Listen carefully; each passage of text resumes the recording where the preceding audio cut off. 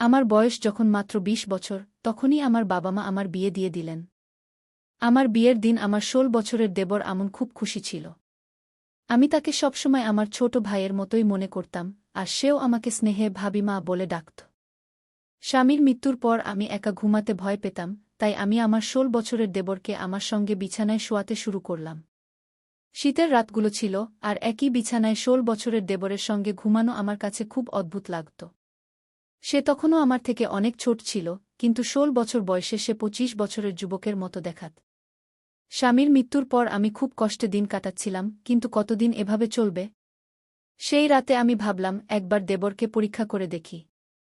রাতের অর্ধেকটা পার হয়ে গেলে আমি তাকে নাড়িয়ে দিয়ে দেখলাম সে গভীর ঘুমে ছিল। কিন্তু হাত দিতেই আমার চোখ ছানাবড়া হয়ে গেল, কারণ ভুলবশতে আমার দেবরের ৭ ইঞ্চি জিনিসে হাত লেগে গেল। আর তারপর? এই দুই বন্ধুর গল্পটি সম্পূর্ণ শুনুন, এটি খুবই মজার গল্প। আমার বিয়ের দিন সে অত্যন্ত খুশি ছিল। আমি তাকে সবসময় আমার ছোট ভাইয়ের মতোই ভাবতাম, আর সেও আমাকে ভাবিমা বলে ডাকত। তার মিষ্টি মুখ আর দুষ্টু হাসিতে এমন আনন্দ ছিল, যেন সে সত্যিই একজন নতুন মা পেয়েছে। কিন্তু এই আনন্দময় দিনের কিছুক্ষণ পরেই আমার জীবনে দুঃখের অন্ধকার নেমে এল। আমার স্বামীর আকস্মিক মৃত্যু হয়ে গেল, আর তার চলে যাওয়ার পর বাড়িতে আমি একদম একা হয়ে গেলাম। এখন আমার দেবরই আমার একমাত্র ভরসা ছিল। তবুও রাতে একা ঘুমোতে আমার ভয় লাগত। ঠান্ডা শীতের রাতগুলো দীর্ঘ মনে হতো, আর আমার মনে এক অদ্ভুত অস্থিরতা ভর করত। কিছু রাত ধরে আমি তাকে আমার সঙ্গে বিছানায় শোয়াতে শুরু করেছিলাম, যাতে এই একাকিত্ব আর ভয় থেকে কিছুটা মুক্তি পাই। তার বয়স মাত্র ১৬ বছর হলেও তার গঠনে তাকে তার বয়সের চেয়ে অনেক বড় দেখাত। স্বামীর চলে যাওয়ার পর আমি যতটা পারছিলাম সংসার চালাচ্ছিলাম, কিন্তু মনের অশান্তি দমন করা সহজ ছিল না। সেই রাতেও মনে অদ্ভুত অস্থিরতা নিয়ে আমি ঘুমাতে চেষ্টা করছিলাম। রাতের অর্ধেকটা পার হয়ে গেলে আমি হঠাৎ আমকে দেখতে গেলাম, সে গভীর ঘুমে ছিল, মাসুম আর নিষ্পাপ। তাকে দেখে আমার চোখে জল চলে এল। এই ছোট্ট বাচ্চাটিও তার ভাইকে হারিয়েছে, তবুও সে আমার পাশে দাঁড়িয়ে আছে। আমার মায়ের কথা মনে পড়ল, যিনি সবসময় বলতেন, বেটা, দেবরকে সবসময় নিজের ছেলের মতো ভাবো, কিন্তু দূরত্ব বজায় রাখো। সে বড় হলে তোমার আর তার মধ্যে স্বাভাবিক সীমারেখা আরও স্পষ্ট হয়ে যাবে। আমার মনে এই কথাগুলোর অর্থ এখন আরও গভীর হয়ে গেল। আমাকে আমনের যত্ন নিতে হবে, তার মিষ্টিমাখা মুখের যত্ন নিতে হবে। মা বলেছিলেন, বেটা, দেবরের সাথে কিছু দূরত্ব বজায় রাখো। চেষ্টা করো সে যেন অকারণে তোমার ঘরে না আসে। তুমি একজন বিবাহিত মেয়ে, তোমাকে নিজের আর পরিবারের সম্মানের কথা ভাবতে হবে। কি মায়ের এই কথাগুলো শুনতে শুনতে আমার মনে হতো সে আমন সম্পর্কে একটু বেশি খারাপ ভাবছে, আর আমি তার কথায় রাগ করতাম। কিন্তু এখন যখন স্বামীকে হারিয়ে আমি নিঃসঙ্গ হয়ে গেছি, মায়ের কথার মানে বুঝতে পারছি। সেই রাতেও যখন আমি একা বসেছিলাম, আমার চোখের জল থামছিল না। আমার হৃদয়ে ব্যথার ঢেউ উঠছিল যে আমার স্বামী আমাকে এই দুনিয়ায় একা রেখে চলে গেছেন। আমি কখনো ভাবিনি যে সে আমাকে আমনের হাতে রেখে চলে যাবে। রাত ১টা বেজে গেছে, আর আমন এখনও বাড়ি ফেরেনি। সম্ভবত সে তার ভাইয়ের আত্মীয়দের সাথে ছিল, আর এই ভেবে আমার কিছুটা স্বস্তি হচ্ছিল। সে বাড়ি আসেনি, তার অনুপস্থিতিতে আমি একরকম স্বস্তি পেয়েছিলাম। সেই সময় মায়ের কথাগুলো আমার মনে গভীরভাবে প্রভাব ফেলছিল। এমন সময় হঠাৎ দরজায় কড়া নাড়ল, আর আমার হৃদয় দ্রুত স্পন্দিত হতে লাগল। ভয়ে ভয়ে আমি ভাবলাম, কে হতে পারে? কিন্তু বাইরে থেকে আওয়াজ এল, ভাবি, দরজা খোলো। আমি কি তার আওয়াজ শুনে আমার মনে এক অদ্ভুত অনুভূতি জেগে উঠল। সে আমার কান্না দেখে বলল, ভাবি, আপনার চিন্তা করার দরকার নেই। আমি আপনার সহায় হব। আপনি এই বাড়ি থেকে কখনো যাবেন না। কি তার কথা শুনে আমার মন ভারী হয়ে গেল, এবং আমার চোখে চিন্তার মধ্যে একটি নতুন আশার আভাস দেখা দিল। তারপর সে বলল, ভাবি, আপনি এই ঘরে ঘুমান। অন্য ঘরটি ছাদের কাছে, আমার মনে হয় না আপনার সেখানে থাকা উচিত। এখন সবাই জানে যে আমাদের বাড়িতে ভাইয়ের মৃত্যু হয়েছে, এবং কেউ খারাপ উদ্দেশ্যে আমাদের বাড়িতে আসতে পারে। কি তার এত বুদ্ধিদীপ্ত কথা শুনে আমি অবাক হয়ে গেলাম।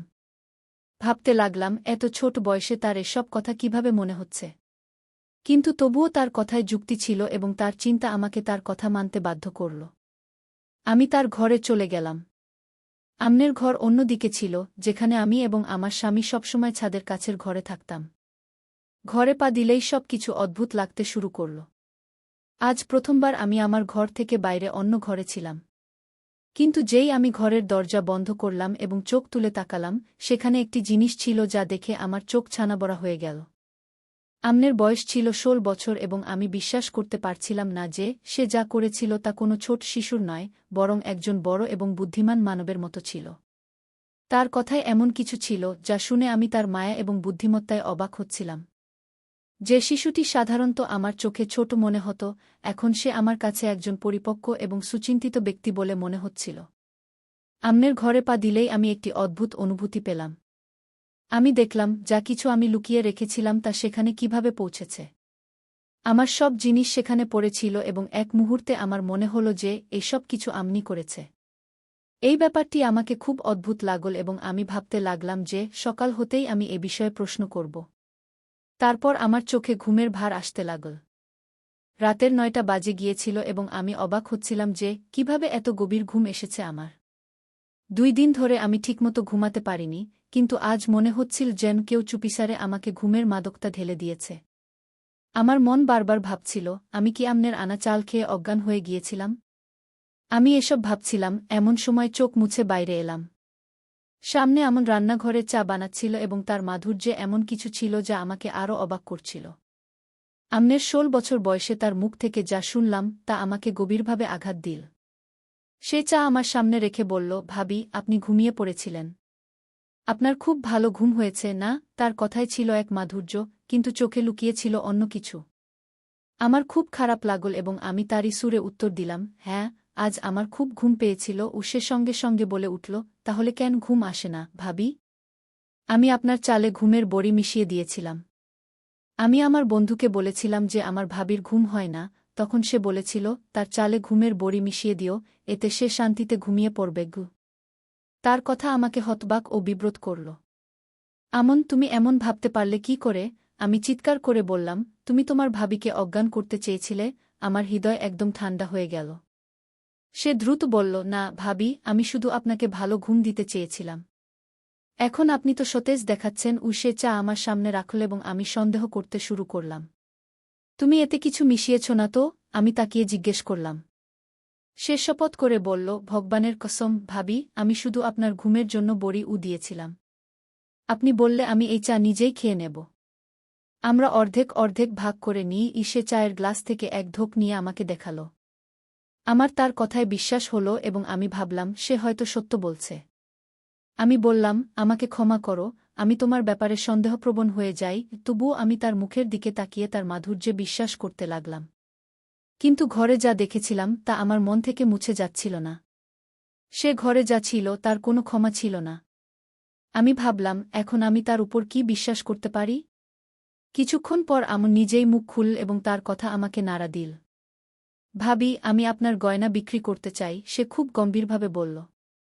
আমার একজন পরিচিত এবং সৎ চাচা আছেন, তিনি আমাদের গয়নাগুলো বিক্রি করে আমাদের অনেক টাকা দেবেন। আমরা সেই টাকা দিয়ে একটি নতুন বাড়ি কিনব। এই ভাড়ার বাড়িতে আমরা কতদিন থাকব? মালিক পরশু ভাড়া নিতে আসবে এবং আমাদের কাছে টাকা নেই। আমনের কথা শুনে আমি হতবাক হয়ে গেলাম। এতদিন আমি এমন কোনো কথা ভাবিনি। কিন্তু আমন যেভাবে এই ধারণাটি সামনে রেখেছিল তা আমাকে গভীর চিন্তায় ফেলে দিল। আমন, তোমার এই ভাবনা এল কি করে? আমি তাকে অবাক হয়ে জিজ্ঞেস করলাম।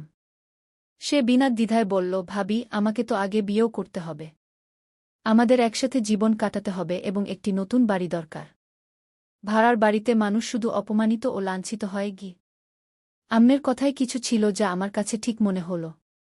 আমি তার সাথে তর্ক করলাম না, কিন্তু মনে একটা ভয় ছিল যে সে যদি গয়না বিক্রি করে টাকা জোগাড় করতে না পারে, তাহলে আমরা আরও বিপদে পড়ব। আমার অবস্থা এতটাই নাজুক ছিল, একটি বিধবা নারী এবং একটি ১৬ বছরের দেবর, যে নিজেও অপরিণত। এই অবস্থায় আমরা দুজনেই যে কোনো প্রতারণার শিকার হতে পারতাম। আমি ভাবলাম, হয়তো আমাকে এই ব্যাপারে কারো সাথে পরামর্শ করা উচিত।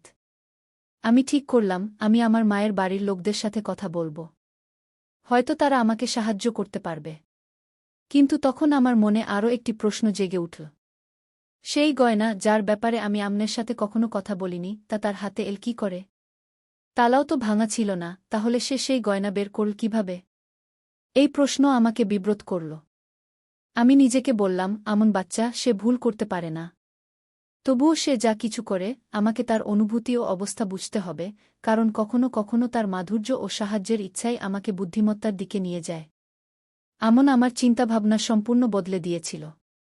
যখন আমি আমার মায়ের বাড়ির লোকদের বললাম যে আমি গয়না বিক্রি করে বাড়ি কিনতে চাই, তখন তারা স্পষ্ট বলে দিল, তুমি এখন বিধবা হয়ে গেছ, তোমাকে আমাদের বাড়িতে আসতে হবে। কিন্তু আমি জানতাম, যদি আমি তাদের বাড়ি যাই, সেখানে আমি কখনোই আমার স্বাধীনতা পাব না। আমার ভাইরা তাদের স্ত্রীর গোলাম ছিল এবং তাদের কখনোই তাদের বোনকে সাহায্য করার সময় ছিল না। আমি চাইনি যে আমার জীবনের বাকি অংশ অন্যের উপরে নির্ভর করে কাটাতে। আমি বুঝে গিয়েছিলাম যে এই সুযোগ হাতছাড়া করা উচিত নয়।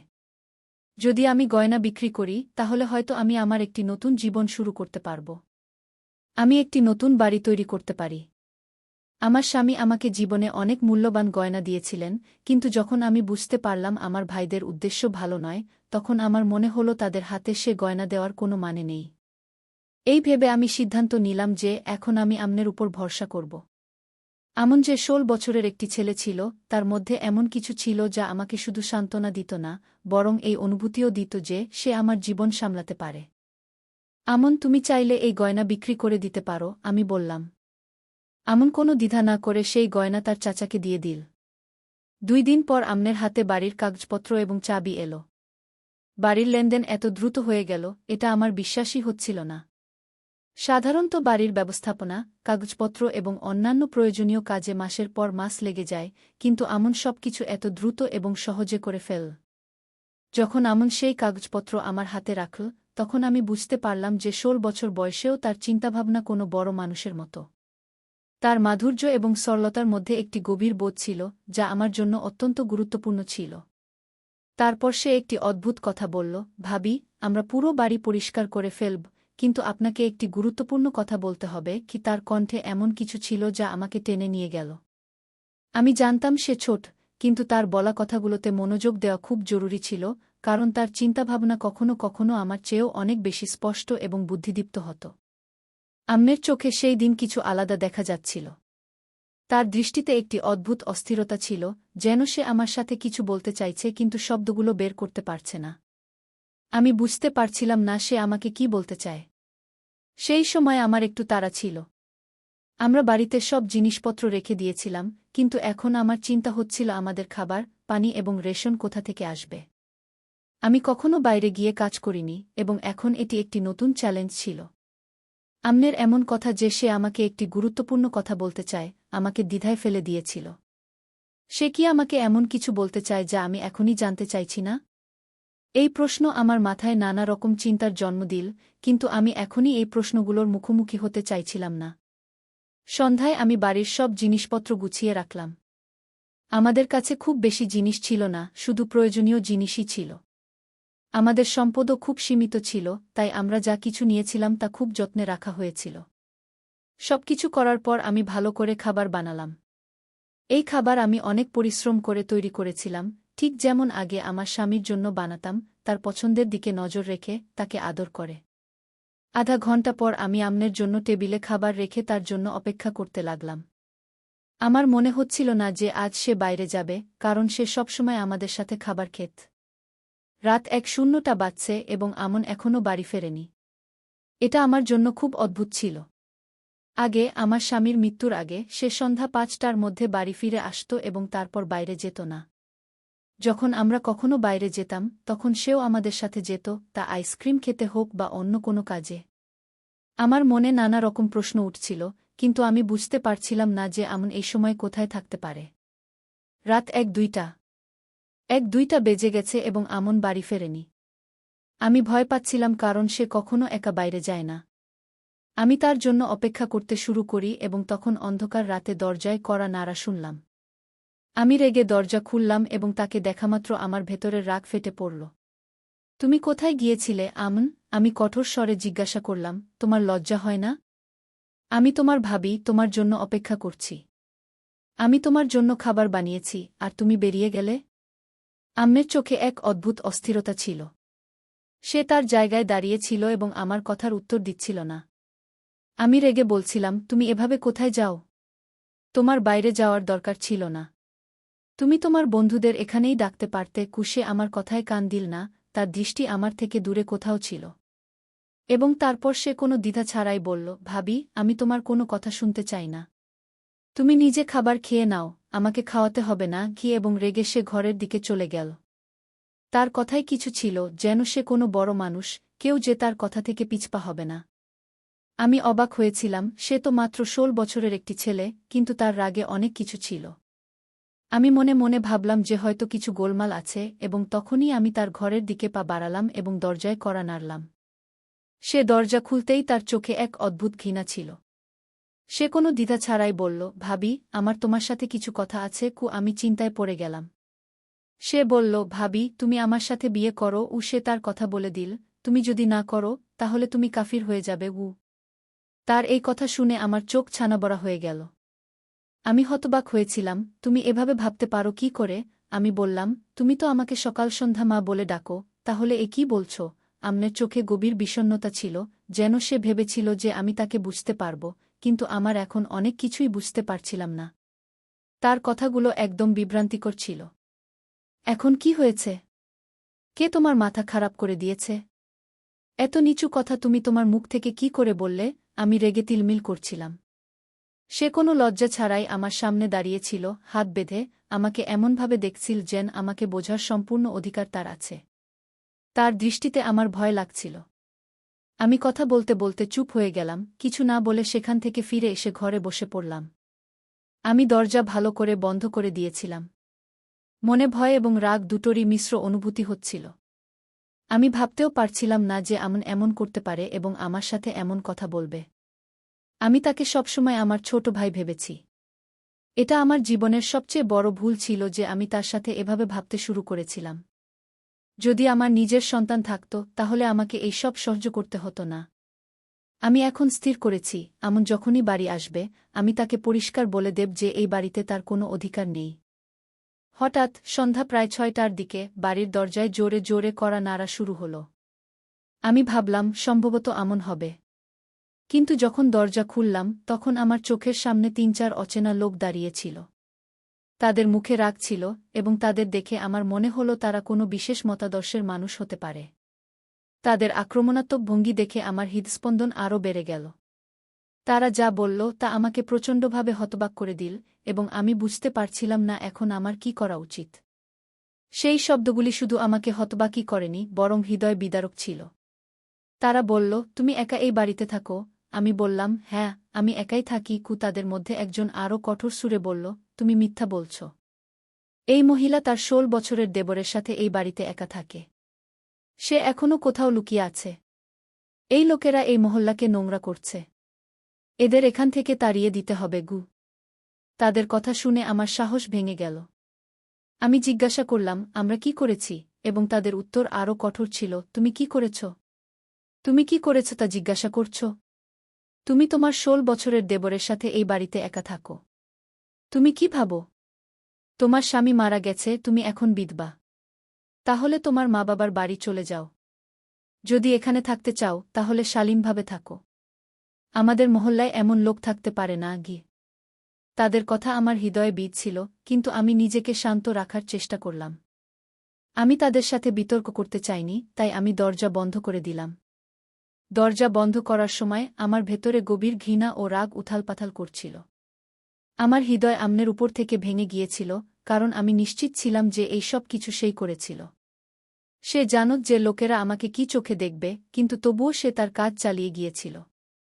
আমি আমার জিনিসপত্র গোছানো শুরু করলাম। এই বাড়ি, এই মহল্লা, সব কিছুই এখন আমার কাছে বোঝা মনে হচ্ছিল। এখন আমার পক্ষে এখানে থাকা কঠিন হয়ে উঠছিল। আমি জানতাম যে আমন আমার সম্মানের সাথে খেলতে কোনো কার্পণ্য করেনি। আমার মনে শুধু এই চিন্তা ঘুরছিল যে এই সমাজে একজন একলা মহিলাকে কতটা একলা ও দুর্বল মনে করা হয়। কেউই ভাবেনি যে একজন মহিলা কিভাবে তার বাড়ি ও সম্মান ফিরে পায়। আমার চোখ থেকে অশ্রু গড়িয়ে পড়ছিল। যদি আমি নিজেকে ও আমনকে সেই লোকদের থেকে বাঁচাতে পারতাম। এখন আমার কাছে পরিষ্কার হয়ে গিয়েছিল যে সমাজে একজন একলা মহিলার কোনো মূল্য নেই। কিন্তু আমি নিজেকে প্রতিজ্ঞা করলাম যে আমি আমার সম্মান রক্ষা করব, যাই হোক না কেন। আমি ঈশ্বরের কাছে প্রার্থনা করলাম যে তিনি সবার সম্মান ও নিরাপত্তা বজায় রাখুন। বন্ধুরা, আজকের গল্প এটাই ছিল। এই গল্প সম্পর্কে আপনার মতামত কী তা অবশ্যই কমেন্ট বক্সে জানাবেন। যদি গল্পটি পছন্দ হয়ে থাকে, তাহলে ভিডিওটি লাইক করুন এবং আমাদের মনোমুগ্ধকর গল্প চ্যানেলটি সাবস্ক্রাইব করুন। ধন্যবাদ।